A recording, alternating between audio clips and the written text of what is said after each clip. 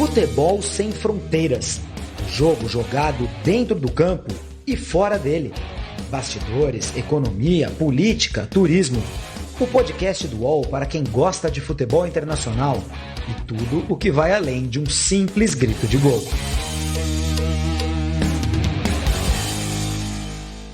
Olá, muito bom dia, boa tarde, boa noite. Está começando agora a edição número 10 do Futebol Sem Fronteiras, o teu podcast de futebol internacional. Comigo, Júlio Gomes, com Jamil Chad, vamos falar das derrotas de Brasil e Inglaterra em seus torneios, né? O torneio, a Copa América do Brasil no Brasil, a Eurocopa da Inglaterra, na Inglaterra, pelo menos a reta final, a parte mais importante do torneio. O que significaram essas derrotas? A mesma coisa para o Brasil, para a Inglaterra? Vai ter alguma consequência esportiva, alguma consequência política, os bastidores dessas derrotas e desses torneios, que acabaram no domingo. O futebol de clubes já está pegando fogo, Libertadores, etc. e tal, mas precisamos arredondar, né, finalizar esse tema Copa América, Eurocopa, tão diferentes de outras da história, em ano pandêmico, torneios adiados de 2020 para 2021, um com público, outro sem público, mas acabou tendo público, algum tipo de público, enfim, na final, que foi a Copa América, a Eurocopa com casa cheia, enfim, torneios muito sui generis, muito diferentes do que a gente acompanhou nos últimos anos e que possivelmente vai acompanhar nos próximos. Quero chamar aqui o meu amigo Jamil Chad, que já está de volta à sua Bate-Caverna em Genebra, ao lado dos cofres que ficam do outro lado daquela parede de livros que vocês costumam ver. É só apertar um botãozinho, gira assim, ó. Aí tem um monte de cofre, ele sabe todas as senhas, é um negócio espetacular ali, riquezas guardadas desde a Primeira Guerra Mundial, um negócio fantástico, esse bunker do Jamil em Genebra. Tudo bom, Jamil? E aí, Brasil e Inglaterra, 2 derrotas em casa, 2 derrotas difíceis, duras, mas bem diferentes, né? Júlio, boa tarde, bom dia. Certamente os torneios foram absolutamente fundamentais para essas 2 seleções, mas por motivos, ao meu ver, pelo menos, muito diferentes, Júlio. Nós tivemos aí, como você disse, 2 torneios, um brasileiro e outro inglês, por mais que a UEFA tenha feito um torneio continental, etc., como você já disse, era um torneio continental que terminava em Londres, ou que a fase principal acontecia em Londres, ou que os jogos que o mundo inteiro viriam, que justamente foram as semifinais, a final aconteceria em Londres. Então, sim, era uma final, era uma UEFA britânica repartindo os custos, mas nem sempre os benefícios. Mas, enfim, isso é outro tema. Para a Inglaterra, existia, claro, a esperança de chegar longe.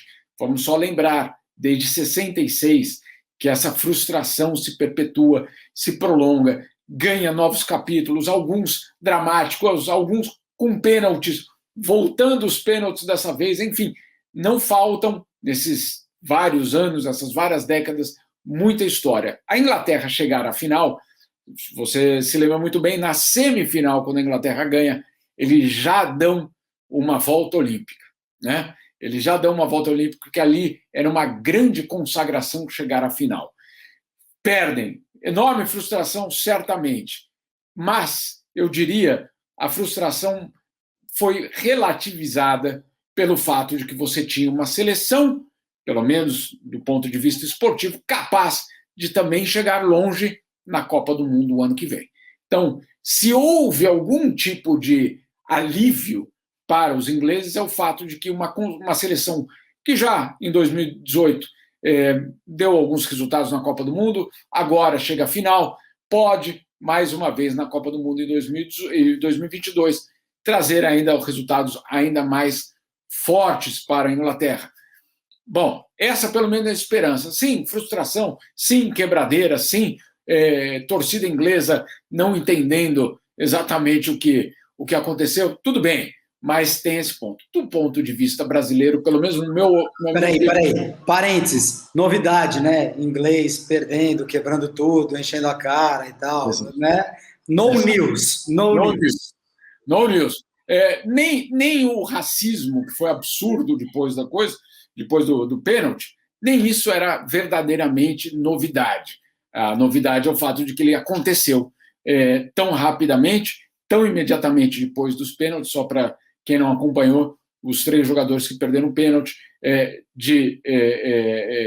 sendo de uma posição de semi-heróis, ou pelo menos de muita aposta, sendo colocadas numa posição absolutamente de humilhação por parte dos mesmos torcedores ingleses, com ataques racistas absurdos nas redes sociais contra esses 3 jogadores. Podemos até discutir a decisão do treinador de colocar esses 3 para bater pênalti, porque de fato é discutível, mas nada justifica os ataques que eles sofreram. Isso também você poderia dizer, puxa, que absurdo, mas nenhuma novidade no que se refere ao esporte, e muito menos a situação dessa derrota específica para os ingleses. Como você disse, nenhuma novidade, mas talvez a grande novidade é de que a Inglaterra tem hoje uma seleção mais sólida, uma seleção competitiva, realmente competitiva, que pode chegar em 2022 pensando, inclusive, eventualmente numa semifinal ou até final da Copa do Mundo. E o Brasil? Só para a gente vai falar mais de Inglaterra, mas eu acabei te cortando e você estava fazendo justamente esse contraponto, né? A Inglaterra, ok, problemas com a derrota, etc. e tal, mas é isso. Esportivamente, ficou um time que chegou na final pela primeira vez e caiu de pé nos pênaltis. Não vai ter consequência esportiva no sentido de cabeça de treinador, etc. e tal. Quer dizer, a base está lá, semifinal de uma Copa do Mundo, final de uma Eurocopa, chega como uma das candidatas a título, indiscutivelmente, na Copa de 2022. A política, os bastidores por trás do torneio, da derrota inglesa, a gente vai falar daqui a pouco. Mas eu queria que você completasse, continuasse seu raciocínio no contraponto brasileiro.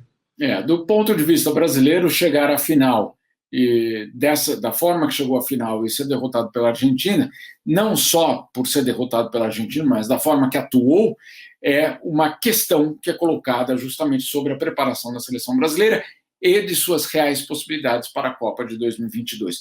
Portanto, vice-campeão, no caso brasileiro, tem um significado muito diferente do que o vice-campeão europeu, que no caso é a Inglaterra. Eu vejo os ingleses, por mais que estivessem decepcionados, esperançosos com o futuro da sua seleção, e vejo uma situação bem diferente do lado brasileiro, com muitas questões sendo colocadas, muitas perguntas sendo feitas em relação à falta de capacidade no meio-campo, inclusive de criar, etc. Então, você tem, na verdade, uma seleção que sai debilitada da Copa América, enquanto a outra sai fortalecida da Eurocopa, mesmo tendo perdido a grande final em casa. Essas 2 comparações são muito felizes, porque, na verdade, elas propiciam a gente avaliar uma situação muito diferente. Em casa, vice-campeã, mas em casa, vice-campeã Inglaterra, com uma seleção fortalecida. Brasil, vice-campeão em casa, com uma seleção questionada. Esse paralelo esportivo, ele é realmente muito interessante, que eu concordo completamente com a tua leitura. A Inglaterra sai forte dessa Eurocopa, né? Eu duvidava da Inglaterra, a gente brincou várias vezes ao longo do torneio. É a Inglaterra, no fim das contas a gente já sabe que, né, não vai ganhar. Não ganhou mesmo, mas assim, passou muito perto de ganhar. Foi para a final pela primeira vez na sua história, perdeu nos pênaltis, poderia ter vencido. Confesso para você que quando o Jorginho perdeu o pênalti, o Jorginho acho que é o melhor batedor de pênalti do mundo hoje. Quando o cara perdeu, eu confesso que eu até me perdi, olha, é raro, viu? Eu em pênaltis, assim, eu sempre acompanho direitinho e tal, nunca armando marquei. Assim, a hora que o Jorginho perdeu o pênalti, eu falei, nossa, a Itália vai perder, e já achei que já tivesse nas alternadas. Já achei que fosse o último. E aí o Saka perde o último na Inglaterra, eu falei, olha lá, perdeu agora, só a Itália fazer. Não precisava, tinha acabado já, era o último da Inglaterra. Não foi o único, né? Aparentemente. Não, o próprio Donnarumma. Então, o próprio Donnarumma estava perdido, exato. Muita gente perdida. A Itália também não entendeu nada. Ele pensou que ia ter que trabalhar ainda naquele dia. Porque quando o Jorginho perdeu o pênalti, deu aquela, meu Deus, como assim? Era só o Jorginho fazer que acabava e o cara perdeu o pênalti. O Jorginho não perde pênalti, não existe isso. E aliás, o Donnarumma foi eleito o MVP da Eurocopa, né? Donnarumma, novo goleiro do PSG. Acho que semana que vem a gente vai ter que falar de PSG, hein, você já viu? Tô achando, meu cara, muita gente chegando lá. Porque, olha, o que é isso? Os caras estão contratando todo mundo. Até onde não precisa. No gol tem o Keylor Navas, estão contratando o Donnarumma. Realmente está. Acho que a gente vai ter que comer, né, a partir da semana que vem. Não por esse desvio, mas eu fico com pena do Navas, cara, de novo. De novo. Pois é. O cara faz tudo o que é necessário, né? E mais um pouco, e mesmo assim estão lá olhando para outro e contratando outro. Vem para a Lusa, Navas. Se ele vier para a Lusa contrata o Neuer logo depois. Mas o Donnarumma foi o MVP da Eurocopa, mas eu achei o Pickford o grande goleiro da Eurocopa. Sinceramente, eu achei muito difícil a disputa. Cheguei na final ali, putz, qual é o goleiro da Euro? Qual o goleiro da Euro? Qual dos dois? E aí, pelas defesas dos pênaltis, o Donnarumma acabou sendo premiado não só o melhor goleiro, como o melhor jogador da Eurocopa. Mas eu acho que o Pickford foi o grande goleiro da final, inclusive. Foi. Da final. Ele fez duas defesas incríveis, inclusive na do gol da Itália, uma defesa monstruosa no rebote. O Bonucci consegue empatar o jogo. E ele também pega pênalti, e ele pega o do Jorginho, e ele pega mesmo, ele vai lá buscar o pênalti do Jorginho, não foi mal batido. Eu achei o Pickford tremendo nessa Eurocopa, aí eu vou discordar do prêmio para o Donnarumma. Agora, dito isso, Inglaterra, estamos de acordo, e o Brasil, a única coisa, Jamil, eu até falei sobre isso, o Tite, muito questionado, o trabalho do Tite já está sendo muito questionado, não caiu ainda, a CBF também nem presidente tem, quer dizer, né, tá numa espécie de terra de ninguém. Talvez isso até ajude o Tite. Bom, não tem ninguém tomando conta mesmo, ele vai lá e vai se aproximando da Copa do Mundo. Daqui a pouco tem eliminatórias, ganha 2 jogos aí, pronto. Agora, eu acho que a impressão que eu tive, Jamil, e aí a gente vai entrar no nosso próximo tema, que é o paralelo Brasil-Inglaterra no extracampo. A impressão que eu tive é que o torneio, pela maneira como ele aconteceu no Brasil, a Copa América, ele foi torto para a seleção brasileira o tempo inteiro. Desde o começo, com o não posicionamento, ou com um posicionamento mais ou menos. Eu acho até que exige-se demais desses caras, assim. Estamos todos de acordo, nós dois, né? Estamos de acordo. Tenho certeza que grande parte do nosso público que nos acompanha, que o torneio não deveria ter sido realizado, etc. Mas é muito complicado você querer que um jogador de futebol, que o treinador fale assim, não, eu não vou jogar, não. É um absurdo. É uma situação muito delicada, né?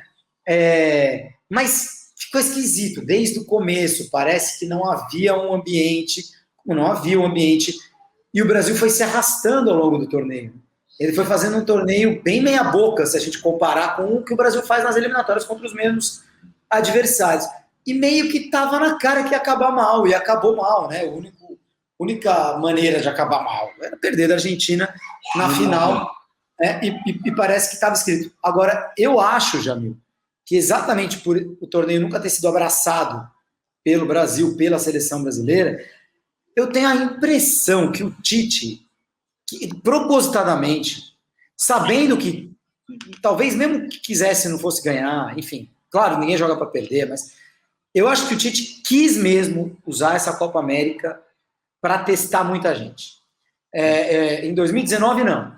Em 2019 era Copa América, precisava ganhar. Tinha perdido a Copa do Mundo, ele talvez caísse se perdesse aquela Copa América aí em casa, com o público, né? 2019, outro dia, mas era outro mundo. Aquele 2019, o Brasil precisava ganhar, foi lá e ganhou. Com o pé nas costas, como faz nas eliminatórias. Inclusive da Argentina. Esse 2021, sem público para vaiar, para encher o saco, etc., eu acho que o Tite arriscou e ele realmente resolveu ver com quem ele pode ou não contar para 2022. É a impressão que eu tenho. Não sei se você também acha isso. Pode ser, Júlio, mas a questão é que, de fato, você tem uma situação complicada. Uma situação complicada na CBF, que por mais que você diga, isso não tem nenhuma relação. Tem sim. Se você não sabe quem é que manda, se você não sabe qual é a direção, se você não sabe qual é o futuro da instituição, se você não sabe nem se a instituição vai continuar como ela é ou vai passar por uma reforma, não adianta você achar que não tem um impacto em campo. Tem, o impacto tem. E a gente fala muito da Alemanha, né, Júlio? Mas vamos lembrar que a Alemanha segue essa sequência de frustrações num momento que a Federação Alemã é alvo de várias frustrações e vários golpes e contragolpes e crises políticas. Então, sim, existe uma relação entre a crise na CBF e o que pode acontecer com o Brasil em 2022, principalmente num clima de desconfiança, principalmente num clima em que, eventualmente, um novo presidente terá de mostrar que ele é diferente do antigo presidente. O que eu quero dizer com isso? Você imagina que alguém toma posse e diz: agora eu preciso mostrar que a CBF virou a página. Essa história de virar a página já tem uma bíblia, né, de virada de página, né, porque cada um que chega falando: agora viramos a página. Né, sabemos que não é verdade. Mas, eventualmente, o outro pode chegar e falar: vou ter de virar a página. E virar a página para o público não é uma criação de um novo comitê de ética dentro da CBF ou novas regras. Para o público, virar a página é mudar a seleção. E aí, eventualmente, nós podemos ter alguma coisa impactando, porque o próximo presidente, o próximo gestor pode dizer: eu preciso mostrar que eu sou diferente daqueles que estavam ali. Que foi o que foi feito para a Copa de 2014. Né? Saiu o Ricardo Teixeira, entrou lá o Marinho, caiu no colo do Marinho, que logo já começou com medalha, tá? Daí para cima, né? Agora é minha vez e tal. E aí todos, né? Vamos dizer assim. E aí trocou, né? Tirou o Mano, botou o comitê Filipão Parreira. Comitê tudo a ver. Isso, mas aí que eu me pergunto, sim, eu até acho que você tem toda a razão, Júlio, quando coloca que o Tite falou: bom, questionada por questionada, Copa América sem público, sem corneta no meu ouvido, etc., vamos tocar, né? Vamos tocar esses testes. E faz sentido, e é bom que exista, porque o Brasil não vai ter muito tempo para testar até a Copa do Mundo, então faz sentido. Inclusive, se eu não me engano, Júlio, eu queria até depois, para a próxima edição, a gente pensa nisso. Mas quantas vezes o Brasil terá a oportunidade de jogar contra uma seleção europeia até a Copa do Mundo? Não vai. Vai ser ali, possivelmente. Eu não sei como é que a Copa do Mundo é sempre no meio do ano, e aí tem sempre aquela data FIFA anterior ali em março, né? Mas agora vai ser diferente, e tem eliminatórias rolando totalmente atrasadas e tal, talvez no verão ali, ou aquela data FIFA de setembro, outubro, vai acabar sendo ali, vai acabar sendo essa aí. Mas concorda que pouco, o teste era a Copa América mesmo. Então era o teste que tinha que ser feito, muito bem. Não quer dizer que esse teste vai sobreviver por conta dessa crise política, dessa crise institucional, que é muito grave. Ela pode, inclusive, se transformar num impasse. A gente está vendo um presidente, ou um ex-presidente, ou um presidente em afastamento, não sei como é colocado exatamente, mas uma pessoa que se recusa a sair. Ao se recusar a sair, a gente sabe muito bem que a receita é perfeita para uma instabilidade política muito grande, que vai sim afetar, eventualmente, uma seleção, justamente quando não podia afetar, que era no ano da Copa do Mundo. E é isso que pode acontecer. Então, não é uma perspectiva boa, e por isso, fazendo de novo um espelho com o Reino Unido, com a Inglaterra, não é uma situação comparável. Ambos foram vice-campeões. Não. Né? É uma situação muito diferente das duas federações, das duas seleções e das duas perspectivas para frente. Vamos torcer para que isso, como você disse lá atrás, seja um choque positivo para a seleção brasileira. Que essa derrota não acomode, não seja justamente aquilo ali que falava: olha lá, apesar da crise política, apesar de tudo, nós continuamos ganhando. Né? E não seja isso. E não estou dizendo que eu, pelo menos, não torci contra a seleção, mas é usar justamente esse momento para falar: tá, então, olha, não houve uma estabilidade política e não houve um resultado em campo. Muito bem, o que é que pode mudar para 2022? Isso é que eventualmente terá de ser colocado sobre a mesa. Dá até dor de barriga esse tipo de coisa. O Jamil, eu acho, sinceramente, que o Brasil vai chegar muito forte para 2022, e acho que chega mais forte com o Tite do que sem o Tite. Eu disse aqui, escrevi até, né, polemizei um pouquinho, dizendo que ia torcer pela Argentina, muito por causa do Messi, né? Mas que também, e tentando contextualizar, como muita gente ia torcer contra o Brasil por toda a questão política, enfim. No meu caso era mais o Messi, agora o Messi não jogou nada na final. O Messi não jogou nada, inclusive perde um gol feito no final, que era aquele para consagrar, né? Faz o 2-0, gol de Messi e tal. E aí ele perdeu, quem jogou demais foi o Depou, jogador que vai da Udinese para o Atlético de Madrid. Logo, esperem, pessoal, né? A gente precisa... O PSG também? Não, né? Não. Bom, se bobear, vai também, já passa, já pinga em um, já vai para outro. Mas quanto mais caro ficar, melhor, mais fácil para o PSG contratar. Mas a gente vai conversar mais para frente aqui no Futebol Sem Fronteiras, que é um podcast de futebol internacional, que vai abordar muito mais o mundo de clubes do que de seleções, mas é lógico que vivemos aí um período de 5, 6 semanas, absolutamente voltado para as seleções, mas a gente vai falar de mercado da bola, com certeza, né, do PSG, de como os times estão se preparando. Imagina aqui em Portugal, onde eu estou, o presidente do Benfica também está em prisão domiciliar, uma loucura, tem muita coisa acontecendo, negociações, Barcelona e Atlético de Madrid podem trocar Saúl por Griezmann, quer dizer, tem muita coisa acontecendo, a gente vai com certeza falar disso mais para frente, mas hoje é dia de arredondar assunto seleções. Antes da gente chegar na parte final do nosso podcast para falar sobre essa comparação Brasil-Inglaterra fora do campo, para quem está acompanhando a gente ao vivo no YouTube, pode mandar sua pergunta, como fez o Pedro Henrique Cury, a desfeita que a Inglaterra fez em relação às medalhas de segundo lugar. Todo mundo faz, né?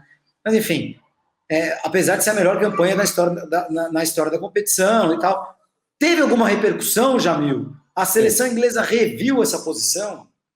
Teve uma enorme repercussão, porque, inclusive, os ingleses vieram... Vamos só dar vários passos para trás, Júlio. Os ingleses vieram da Olimpíada de 2012 como uma nova potência esportiva. Eles se colocaram nessa posição justamente pelo bom resultado na Olimpíada. A Olimpíada foi surpreendente para o esporte inglês. Junto aí, né? Junto à Olimpíada, com Hamilton, com Murray, etc. Exato. Mas uma das coisas que foi mais aplaudida na Olimpíada foi os ingleses que chegaram em terceiro e segundo lugar, que eram reverenciados como se tivessem vencidos medalha de ouro. Então, houve uma reação e uma comparação até muito ampla, justamente, olha lá, o fulano ganhou medalha de prata, não sei no quê, olha só o seu comportamento, como foi em 2012, e muita gente fazendo essa comparação com muitos eventos, e muita gente dizendo, eles foram lembrados, vocês eventualmente serão lembrados justamente por esse descaso em relação ao segundo lugar. Então, houve sim essa reação, houve uma reação, inclusive, de mal-estar, porque, né, somos a civilização, desculpa, eu estou sendo irônico, mas uma parte dos ingleses se apresenta dessa forma, e essa civilização não aceita, basicamente, perder, ou não aceita o que aconteceu, ou não aceita as regras do jogo que terminaram em segundo lugar, etc. Tem toda uma teoria. Você pode dizer que foi injusto, pode dizer tudo. Agora, umas tendências, pelo menos, dos comentários foi justamente comparar 2012, muita gente em terceiro lugar, mais do que festejada, enquanto você tinha aí os ingleses nessa posição. Tudo isso também, viu, Júlio, perdão, aí, voltando na questão do racismo, isso foi um pacote, né? Seleção que esnoba a medalha de prata, ou segundo lugar. A seleção que, ao mesmo tempo, se vê em volta aí de um debate sobre o racismo na Inglaterra, também muito debatido. Um outro debate, onde estiveram alguns dos líderes da seleção inglesa que não bateram pênalti? Né? Por que aquela escolha de pênalti? Foi amplamente discutido nessa última semana aqui, foi uma coisa absolutamente que dominou o debate esportivo do futebol inglês nesses últimos dias. e também o que é basicamente a violência fora do estádio. Tudo isso fez um caldo bastante amargo do fim dessa Eurocopa para os ingleses. Insisto, no que se refere às pessoas. Tem corrida de Fórmula 1 em Silverstone nesse fim de semana, e o Lewis Hamilton é um cara que tem se posicionado fortemente, principalmente na luta contra o racismo, né? Ele é negro. Então vamos ver, porque talvez a gente tenha ainda ecos dessa final e disso tudo em outro esporte, na Fórmula 1, onde a Inglaterra, o Hamilton estão com muita voz, estão sendo ouvidos, estão falando, e a corrida é justamente na Inglaterra. Agora, Jamil, para o lado fora do campo esportivo, né? Para o governo brasileiro, a derrota na Copa América foi uma derrota clara, né? O governo brasileiro abraçou o torneio, etc., pegou e é lógico que, ainda que não estivesse alinhado com a seleção, né? Inclusive a máquina digital estava já com fora Tite antes de começar a Copa América, etc. e tal, mas de uma forma ou de outra a derrota acaba esbarrando, né? Não sei se estou exagerando um pouquinho. Para a Inglaterra, foi de alguma forma uma derrota do governo também, pelo fato do estádio estar cheio, muita gente contestar, em época de pandemia, etc, etc, etc, claro, por outro ângulo, por outros motivos, ou não esbarrou tanto no governo quanto no Brasil acabou acontecendo? Júlio, foi uma situação diferente. A relação entre a opinião pública inglesa e o governo inglês não foi tanto a questão foi mesmo a comunidade científica e a OMS que declaradamente foram contra o que estava sendo visto nas imagens e o que estava acontecendo fisicamente nos estádios, que eram aglomerações sem nenhum tipo de controle. Tá, mas está todo mundo vacinado. Vamos só lembrar, gente, tem uma coisa absolutamente importante. Vacina evita você ficar doente e morrer. Não evita você ser contagiado e transmitir. Ela reduz, mas ela não evita. Então, mesmo você vacinado, você tem a possibilidade de transmitir a doença para as outras pessoas. Então, você fala, mas estava todo mundo vacinado naquele estádio. Tá bem, mas não é isso, né? Cada uma daquelas pessoas vai voltar para o seu bairro, para a sua cidade, e levar, eventualmente, um vírus que não tinha antes. Enfim, a OMS criticando abertamente. Júlio, nós estamos gravando isso na quinta-feira, né? Eu acabo de terminar uma coletiva de imprensa da OMS em que o principal recado da OMS foi o seguinte: existe uma perspectiva e uma percepção problemática de que a pandemia está acabando e que eventos de massa estão acontecendo com isso em mente. Está quase acabando. Está quase no final. Estamos já quase superados. E a OMS dizendo, a frase da OMS desta quinta-feira, pandemia não está nem de longe perto de terminar. Então, esse foi obviamente um evento que deixou muita gente muito irritada na OMS contra a UEFA, contra alguns dos governos, porque deu não só ali no estádio uma possibilidade de transmissão, mas deu uma imagem de que agora está tudo liberado. Né? Imagem mesmo é o principal, né? Porque nem viajar para a Inglaterra as pessoas podiam, né? Era só público local, a Inglaterra é quem mais vacinou e etc e tal. A Eurocopa acabou tendo esse efeito de povo voltando a viver, né, Jamil? Isso. Assim, pode ser até perigoso, como você diz, como a OMS diz e tal, mas de fato ela simbolizou um pouco essa retomada das relações, das reuniões. Enfim. Foi, e não só na Inglaterra, como você viu, lugares pela Europa toda de pessoas se reunindo para ver o jogo, num bar ou num restaurante ou em casa. Então você teve essa volta, a Eurocopa foi a volta muito mais, eu acho, Júlio, posso estar enganado porque ainda não começou, mas eu acho que a Eurocopa foi muito mais o reencontro do que a Olimpíada vai ser. Eu acho também. Eu não tenho, não dá para dizer com certeza, porque depois de 8 meses fechados, está todo mundo procurando qualquer motivo para voltar a se reunir. Então, eventualmente, você vai ter final dos 100 metros, vamos todos fazer um churrasco para ver a final dos 100 metros raso. Pode ser. É rapidinho, não dá nem para fatiar a picanha. Pode ser, mas o fato é que você teve uma Eurocopa que cumpriu esse papel de reencontro, né? Agora, se ele foi positivo, aí é um outro debate. Ela furou a Olimpíada, né? Porque a Olimpíada estava realmente com essa ideia desde o ano passado, né? A Olimpíada vai ser o mundo de volta ao normal. Também já não seria, né? Porque acho que um ano atrás a gente achava que hoje estaria mais normal do que está, né? Eu, aqui na Europa, vejo uma Europa Portugal especificamente, muito mais preocupado, abre e fecha e tal, do que no ano passado. No ano passado o verão foi... Estamos abertos, venham, viagem e tal. Esse ano está mais complicadinho. Então, quer dizer, povo inglês com governo inglês, nesse sentido, houve um apoio. Assim, não, a casa cheia, estamos todo mundo vacinado, é isso aí mesmo. Eu não diria apoio, mas não houve um atrito. Não foi motivo de atrito. O atrito veio de fora. O atrito veio de gente que disse, olha, todos estamos cansados, mas o vírus não está cansado, né? Então, tá bem, vale isso aí? Vai depender do que... E teve outro dia, inclusive, Júlio, foi muito interessante, um artigo no Guardian, dizendo, olha, vamos ser sinceros, teve transmissão de vírus em jogo, não dá para não pensar que não houve, né? E eu acho que é isso mesmo. Agora, ao mesmo tempo, isso era colocado como uma forma, é um efeito colateral dessa grande festa que nós tivemos.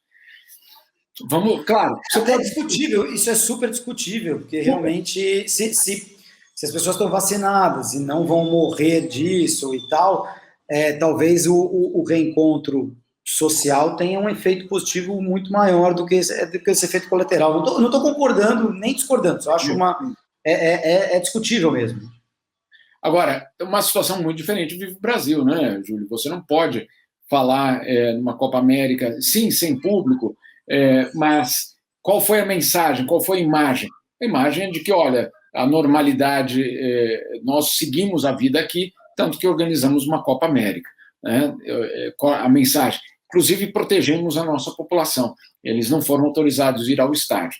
Então, essa imagem, obviamente, é mais do que questionada no resto do mundo. São imagens completamente diferentes, né? São eventos que aconteceram ao mesmo tempo e simbolizam tantas coisas diferentes no mundo, né, Júlio? Se você pensar, Wembley e Maracanã, sábado e domingo, né? Os dois principais, talvez, os principais estádios do mundo receberam as grandes finais com seleções top, na verdade, as grandes seleções do mundo, né? Não teve ali uma zebra que chegou na final, não teve uma surpresa, não, perdão aos croatas e franceses, mas não foi Croácia e França, né? Você tem duas grandes finais em dois lugares tão representativos de futebol e que, ao mesmo tempo, representavam tanta coisa diferente hoje no mundo. Foram parecidas e muito diferentes, como a gente tentou mostrar aqui ao longo do podcast Futebol Sem Fronteiras. Para acabar, Jamil, a UEFA já anunciou agora, toda a Eurocopa vai ser na Europa inteira, é isso? Eles estão pensando até em ampliar para o norte da África, Oriente Médio, e um pouco ali, né, isso aí, não é um jogo em Nova York, né? Não.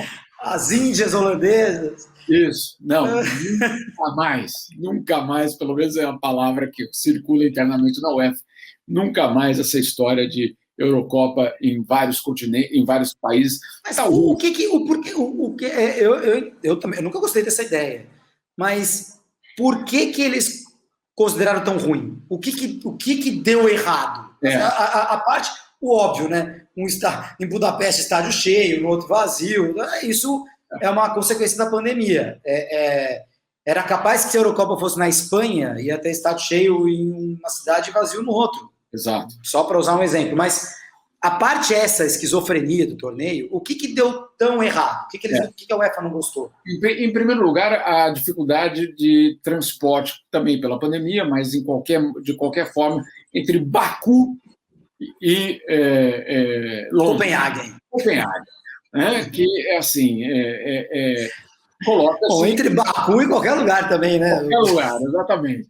Mas não só Baku, São Petersburgo também, entre São Petersburgo e Roma é absolutamente uma distância considerável e que isso, se fosse uma situação normal, teria, de uma certa forma, tirado aquela ideia de sede. O que é sede de evento? Sede de evento é aquele lugar que se transforma em festa durante aquele mês todo, né? Ou pelo menos naquela primeira fase que você recebe 3 jogos, a cidade X recebe 3 jogos, e ela passa a ser a sede, literalmente, dos eventos. Quando você distribui dessa forma, e com seleções que têm que se mover, não é que a seleção vai jogar ali 3 vezes, ou etc., você perde, pelo menos é o que eles sentiram, você perde esse sentimento de sede, o que significa também perde dinheiro naquela cidade. Né? Claro, né? Ninguém se sente dono do torneio. Né? Não, você vê a cidade se encher um dia antes, mas ela logo desaparece. Você não tem aquele efeito como tem em Copas do Mundo. Bom, esse primeiro aspecto. Segundo aspecto, sim, 2 ou 3 países, sim, Júlio. Isso não está descartado. Você Eu ia falar isso.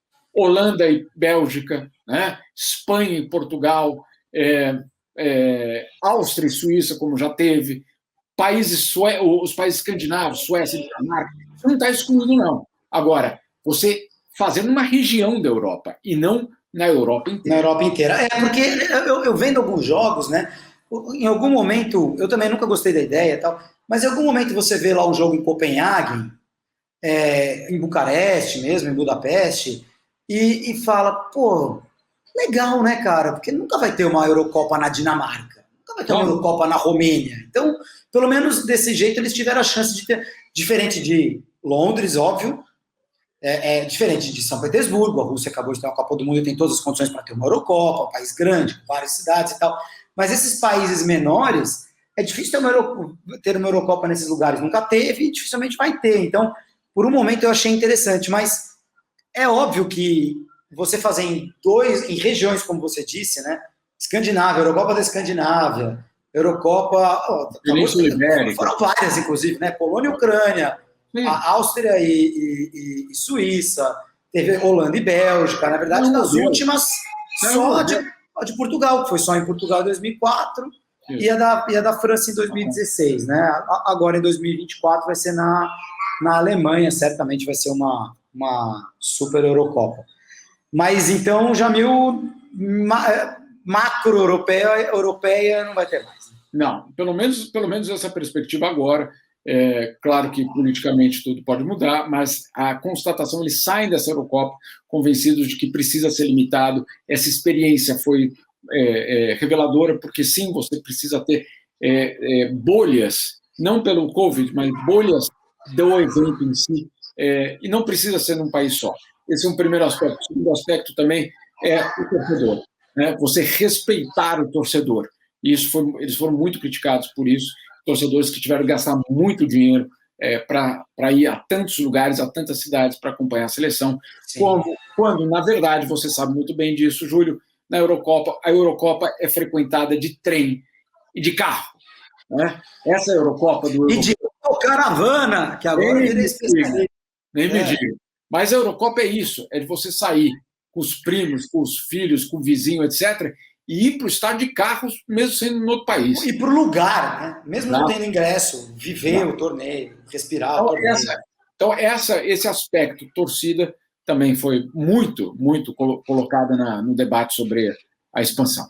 A Eurocopa, fundamental para essa veia turística adquirida por Portugal. A Eurocopa de 2004, ou antes, depois, do turismo em Portugal, daquela Eurocopa, quando a Europa descobriu Portugal, amigável, braços abertos, um país bacana, de clima legal, de gente legal. Então, realmente... E tá cheio de país, né, que dá para fazer dobradinha, dá para fazer Eurocopa tipo na Sérvia e Croácia, Rússia e Ucrânia, Armênia e Turquia, que tal? Bons países amigos para você fazer dobradinha. É brincadeira, obviamente, né? Usei os exemplos aqui só de país em guerra, treta, problemas geopolíticos tremendos que há, infelizmente, ainda hoje na Europa. Jamil, muito obrigado mais uma vez, meu amigo. Na semana que vem a gente vira a chavinha. Precisamos voltar a ter convidados, hein? Vamos voltar a ter convidados e falar desse mercado europeu, desse PSG que está virando uma máquina e de outros clubes aí que estão se reforçando. Florentino Pérez, áudios vazados, tá engraçado a coisa. O presidente do Benfica preso, tem muita coisinha interessante acontecendo por aqui. E já falava que era só na América do Sul, né? Enfim. Amigo, ficar mandando áudio de WhatsApp, daqui 20 anos isso te assombra.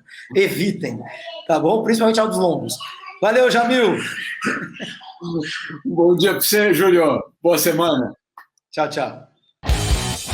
Futebol sem fronteiras. Jogo jogado dentro do campo e fora dele. Bastidores, economia, política, turismo.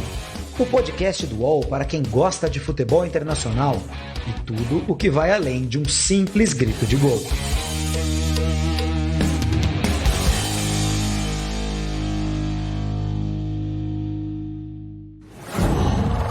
UOL.